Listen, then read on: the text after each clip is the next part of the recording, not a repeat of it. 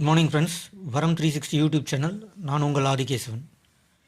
என்னடா இவன் திடீர்னு எலுமிச்சம் மரத்தை காட்டுறானே அப்படின்னு சொல்லி பார்க்குறீங்களா? இதில் என்னடா சொல்ல போகிறான் அப்படின்னு யோசிக்கிறீங்களா? ஒன்றும் இல்லை ஃப்ரெண்ட்ஸ், இந்த எலுமிச்சம் பழத்தை வச்சு குழந்தைங்களுக்கான ஒரு வீட்டு வைத்திய குறிப்பு தான் நான் இன்றைக்கி உங்களுக்கு ஷேர் பண்ண போகிறேன். இந்த எலுமிச்சம் பழம் பார்த்திங்கன்னா நிறைய நன்மைகள் இருக்குது. இப்போது நம்ம தமிழ் மரபில் பார்த்திங்கன்னா மாப்பழா வாழை, முக்கணினா மாப்பழா வாழை தான் சொல்லுவாங்க. ஆனால் கனிகளிலே ராஜகனி எலுமிச்சங்கனி தான். இந்த எலுமிச்சங்கனியை வச்சு நம்ம குழந்தைங்களுக்கான ஒரு வீட்டு வைத்திய குறிப்பு, ஒரு இருமல் சளி மருந்து எப்படி செய்கிறதுன்னு தான் நம்ம பார்க்க போகிறோம்.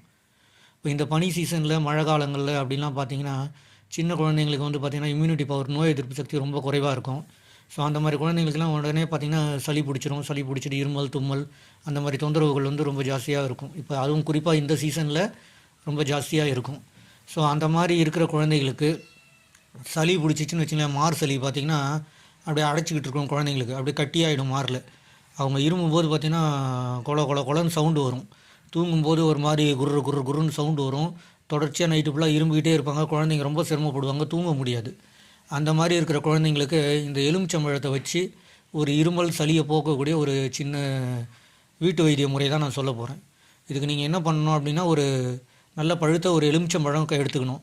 அந்த எலுமிச்சம்பழத்தை தீயில் லைட்டாக வாட்டணும். அது ஒரு நல்விளக்கு வச்சு அதை தீயில் அந்த பழத்தை அனல் காமிச்சிங்கன்னா போதுமானது.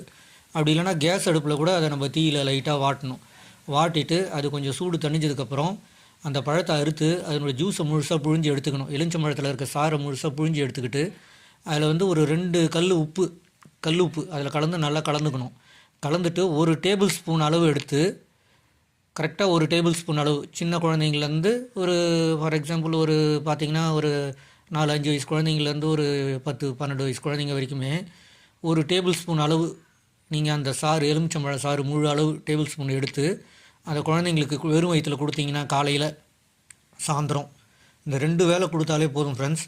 அப்படியே மாரில் இருக்க சளியெல்லாம் அப்படியே கரைஞ்சி கட்டியாக அவங்க இருமும் போதே சளி வெளியாகிடும். மூக்காலையும் வெளியே வர ஆரம்பிச்சிடும். மலத்தின் மூலியமாகவும் சளி வெளியாகுங்க. இந்த மருந்து கொடுக்கும்போது இருமல் கட்டுப்படும். இருமல் கட்டுப்பட்டு அவங்க இரவு நேரத்தில் தூங்கும்போது ஒரு நிம்மதியான ஒரு தூக்கம் அவங்களுக்கு கிடைக்கும். அதுதான் ஃப்ரெண்ட்ஸ், ஒரு சின்ன எளிய வைத்திய முறை தான் இது. என் குழந்தைங்களுக்கு நான் செஞ்சு பார்த்து இது நல்ல பலன் கிடச்சிருக்கு. ஸோ அதுதான் உங்கள்கிட்ட ஷேர் பண்ணிக்கணும்னு நினச்சேன். இந்த வீடியோ உங்களுக்கு பிடிச்சிருந்தா, இந்த தகவல் உங்களுக்கு பயனுள்ளதாக இருந்தால் லைக் பண்ணுங்கள், ஷேர் பண்ணுங்கள், சப்ஸ்கிரைப் பண்ணுங்கள், மறக்காமல் பெல் ஐக்கானை ப்ரெஸ் பண்ணுங்கள். Thank you friends. நன்றி, வணக்கம்.